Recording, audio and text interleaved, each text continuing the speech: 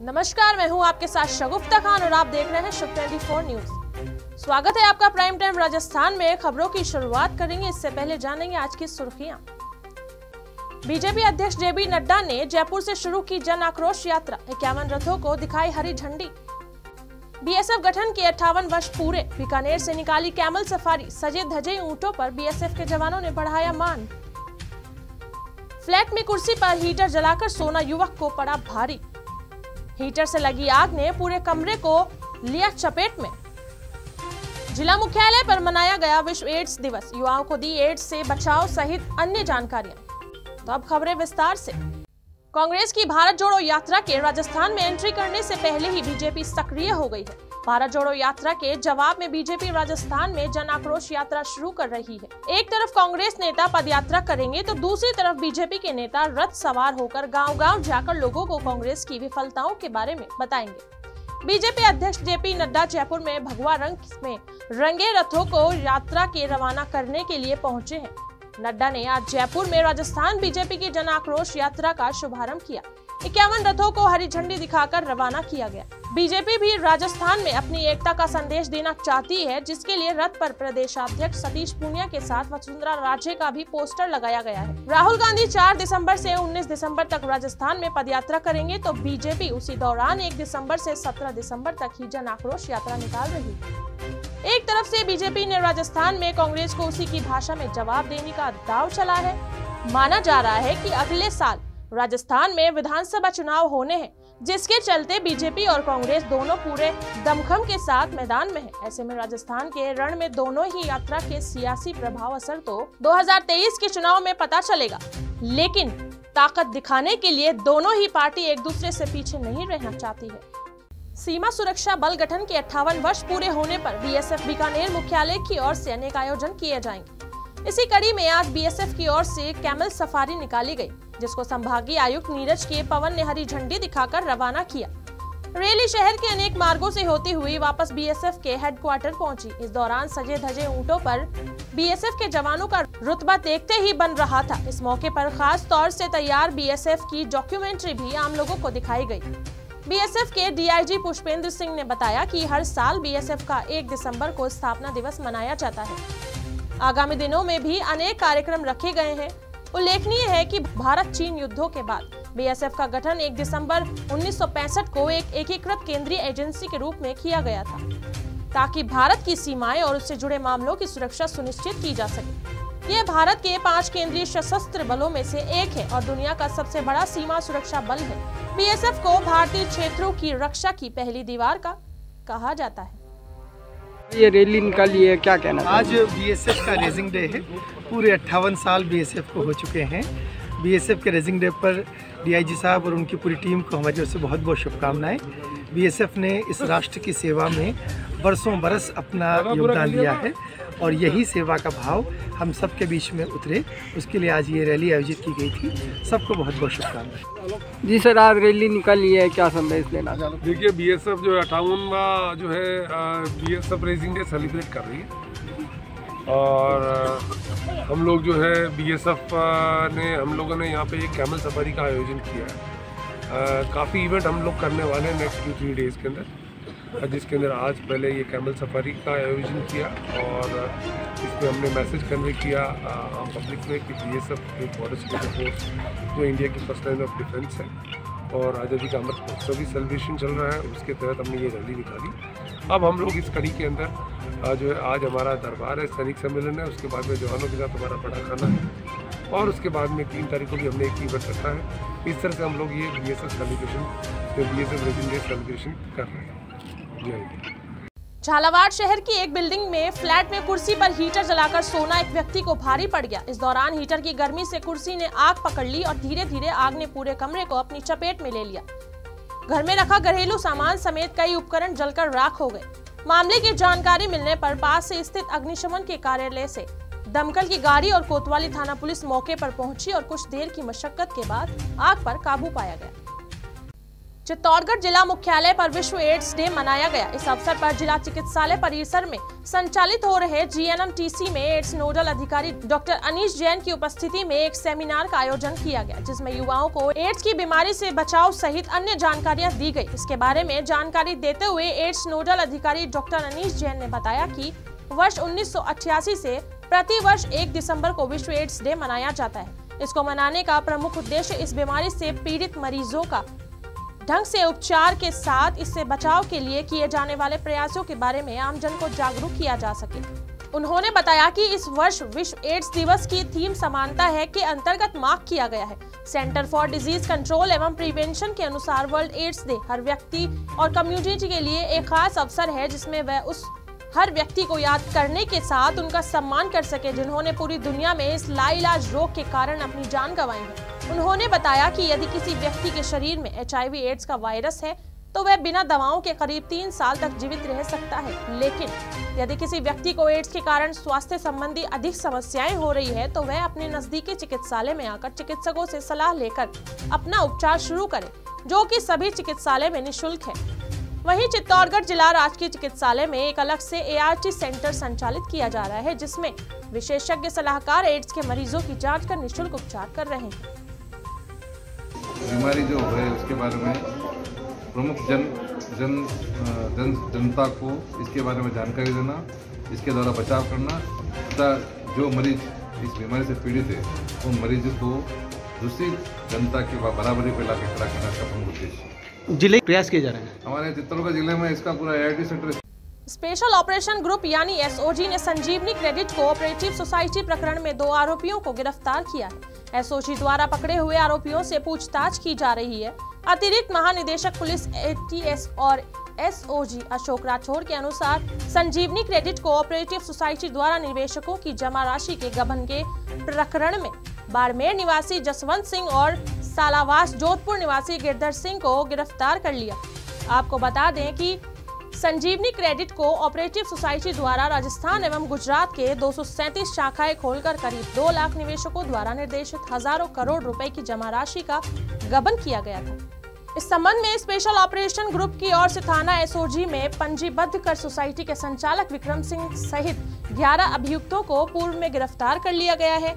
जांच में पाया गया कि संजीवनी क्रेडिट कोऑपरेटिव सोसाइटी के संचालकों द्वारा आपराधिक षड्यंत्र रखकर दस्तावेजी कूट रचना पर शाखाएं खोलकर तथा संचालक के परिजनों, मित्रों व कर्मचारियों के नाम स्वीकृत होना दर्शित करते हुए निवेशकों की जमा राशि को धोखाधड़ी करते हुए विधि विरुद्ध अन्य शेल कंपनियों, रियल एस्टेट तथा विदेशों में निवेश किया गया। कुल 33 वर्चुअल शाखाओं के जरिए करीब 60,000 फर्जी ऋण आवेदन पत्र एवं 30 लाख फर्जी दस्तावेज तैयार कर 1000 करोड़ रुपए के ऋणों को लेख पुस्तकों में वर्णित किया गया।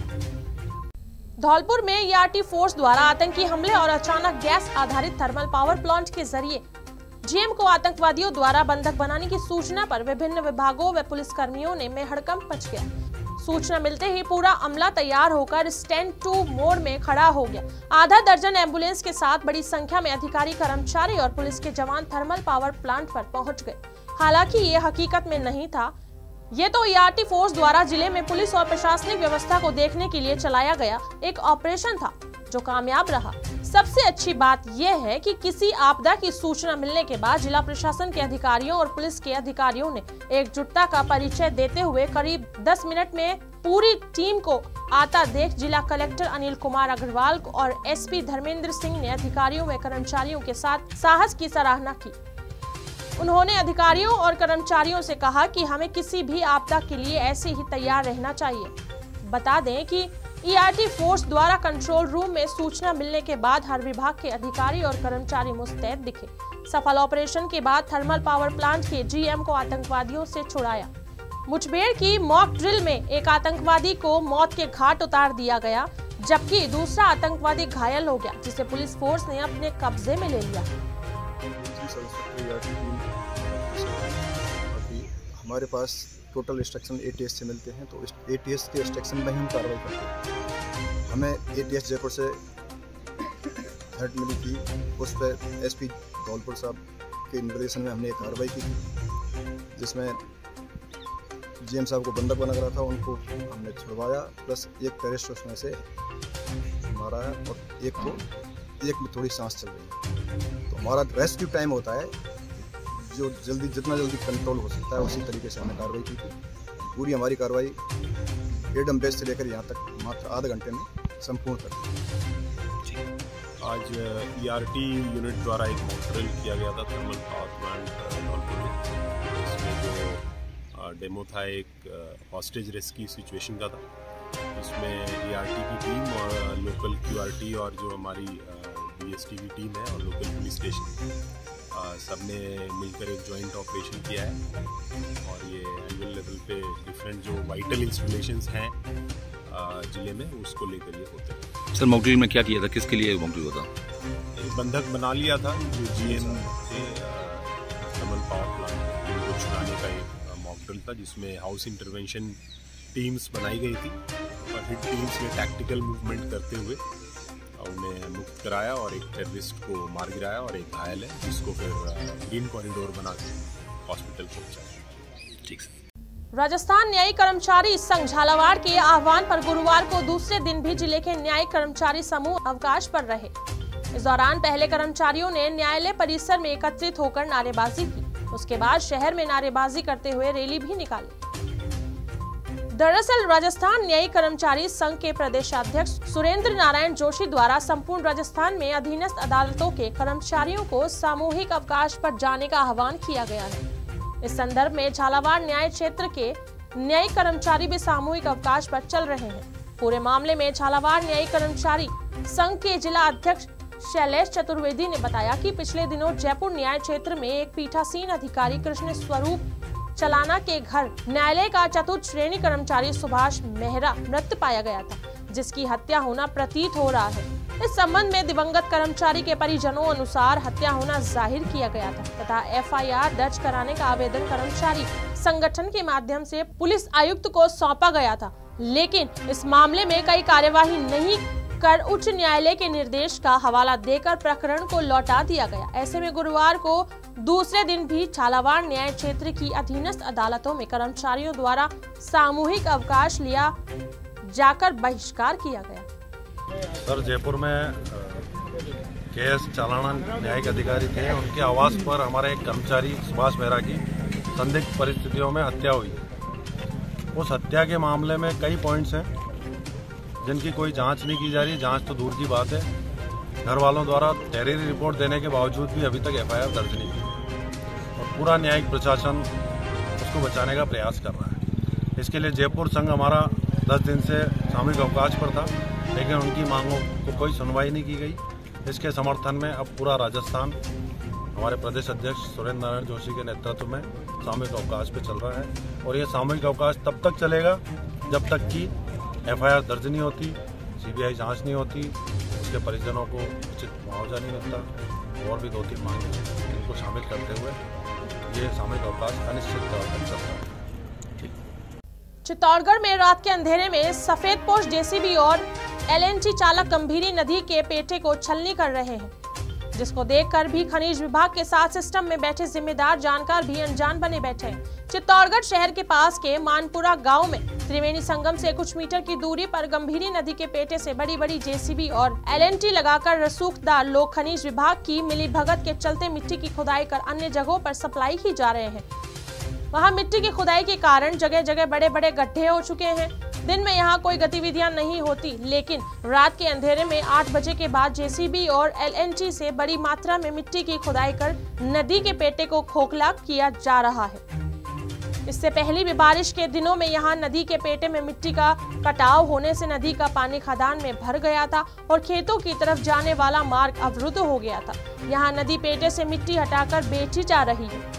जो लोग अवैध खनन में पर्दे के पीछे रहकर काम करवा रहे हैं, वे राजनीतिक दल से जुड़े होने के कारण जिम्मेदारों ने आंखें बंद कर ली है। खनन से हो रहे प्रदूषण से परेशान लोगों ने कई बार खनन विभाग के अधिकारियों के पास गुहार लगाई, लेकिन वहां से उन्हें झूठा भरोसा दिलाकर आश्वासन दिया जा रहा है। विभाग द्वारा पूरे जिले में इस वित्तीय वर्ष में पुलिस विभाग, रेवेन्यू विभाग इनके सहयोग से टोटल 127 प्रकरण बनाए गए, जिसमें बजरी, पत्थर, मिट्टी, क्वार्ट्ज इन सभी के प्रकरण शामिल है। इनमें टोटल 1,87,00,000 की वसूली की गई है, 2 FIR भी दर्ज कराई गई है, साथ ही 124 मशीनें और वाहन भी जब्त किए गए।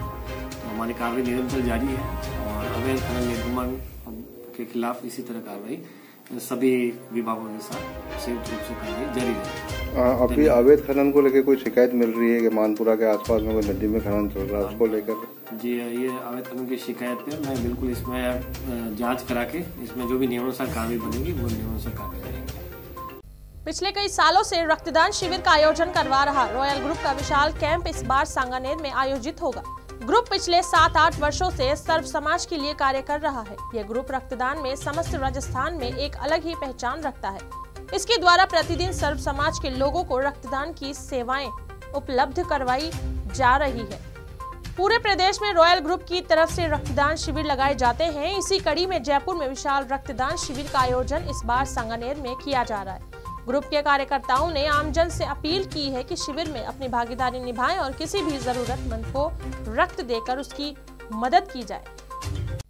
झालावाड़ जिले के सुनेल में अवैध मादक पदार्थ 1 किलो 700 ग्राम गांजे के साथ पुलिस ने एक तस्कर को गिरफ्तार किया है। जिला पुलिस अधीक्षक ऋचा तोमर ने जानकारी देते हुए बताया है कि सुनेल थाना अधिकारी रमेश चंद मीणा जाब्ते के साथ गश्त व नाकाबंदी कर रहे थे। उसी दौरान अकोदिया गांव के पास आहू नदी की पुलिया पर एक बाइक सवार को रोककर उसकी तलाशी ली तो उसके कब्जे से 1 किलो 700 ग्राम अवैध मादक पदार्थ गांजा बरामद हुआ। पुलिस ने आरोपी से उसका नाम पता पूछा तो उसने मध्य प्रदेश के भानपुरा थाना क्षेत्र का धुआंखेड़ी निवासी भरत होना बताया, जिस पर पुलिस ने आरोपी को गिरफ्तार कर उनके कब्जे से 1 किलो 700 ग्राम अवैध मादक पदार्थ गांजा व तस्करी में प्रयुक्त मोटरसाइकिल जब्त की। पुलिस ने आरोपी के खिलाफ NDPS एक्ट की धाराओं में प्रकरण दर्ज कर मामले का अनुसंधान शुरू कर दिया है। राजस्थान संयुक्त संविदा नर्सेज एसोसिएशन के बैनर तले नर्सिंग कर्मियों ने जिला कलेक्टर पर प्रदर्शन कर नर्सिंग ऑफिसर सीधी भर्ती पदों में बढ़ोतरी की मांग की। मुख्यमंत्री के नाम सौंपे ज्ञापन में प्रदर्शनकारियों ने अवगत कराया कि नर्सिंग ऑफिसर सीधी भर्ती में पदों की संख्या बढ़ाकर संविदा कर्मियों की संख्या में अनुपात में लगभग 7,000 की जाए और इन पदों को जल्द से जल्द भरा जाए। उन्होंने कहा कि कोरोना काल में संविदा कर्मियों ने अल्प वेतन पर कार्य करते हुए राजस्थान को मॉडल के रूप में उभारा। अगर सरकार हमारी इस मांग को लेकर 5 दिसंबर तक गंभीर निर्णय नहीं लेती तो राहुल गांधी की भारत जोड़ो यात्रा के दौरान सभी संविदा कर्मी उन्हें यात्रा के दौरान ज्ञापन देंगे। बीकानेर में कचरा संग्रहण करने वाले ट्रैक्टर श्रमिकों को पिछले 3 माह से वेतन नहीं मिलने से आक्रोशित श्रमिकों ने नगर निगम के कर्मिकों ने हड़ताल कर दी है और विरोध स्वरूप शहर से एकत्रित किए कचरे को निगम के गेट के आगे फेंक दिया है। श्रमिकों का कहना है कि निगम में ठेकेदार का बिल पास नहीं होने से उनको पिछले 3 महीने से वेतन नहीं मिल रहा है, जिससे उनका जीविकापार्जन भी अब मुश्किल हो गया है। इन श्रमिकों ने चेतावनी दी है कि जब तक कचरा संग्रहण ठेकेदार के बिलों को पास नहीं किया जाता तब तक गंदगी से भरे ट्रैक्टर निगम कार्यालय से नहीं हटाए जाएंगे। गौरतलब रहे कि शहर में कचरा संग्रहण करने का कार्य एक ठेका एजेंसी को दिया हुआ है, जिसका भुगतान नहीं होने के कारण श्रमिकों का भुगतान नहीं हो पाया, जिससे ट्रैक्टर श्रमिकों में रोष है और वे इससे विरोध में कचरे से भरे ट्रैक्टरों के साथ निगम कार्यालय पहुंच गए हैं और निगम प्रशासन के खिलाफ जमकर नारेबाजी कर कचरा निगम गेट के आगे फेंक दिया। हुआ तो चाहे मारना पड़े चाहे मरना पड़े, चाहे आयु कितने गार्ड लगा लो अपने, हम तो यहाँ पे दंगा करके जाएंगे, चाहे ट्रैक्टर चलाएं चाहे कहीं। हम पास मरेंगे तो 50 आदमी और भी मर रहेंगे पास में, साले यहाँ तो उदम करके ही जाएंगे आज, ठीक है, कुछ भी हो जाए। नाम बताए। मेरा नाम जितेंद्र गुजराती। ठीक। हमारे बिल पे साइन नहीं कर रहे हैं, 3 महीने से हमारे ठेकेदार का बिल रुका हुआ है, पैसे उसके खाते में आए नहीं, इसलिए वो हमें नहीं दे रहा है और 3 महीने से लगातार हम भूखे ही मर रहे हैं। हमारे जो सामान किराने के लेते हैं ना वो दुकानें भी उन्होंने बंद कर दी है। वो कह रही है पैसे दो तभी हम आपको सामान देंगे।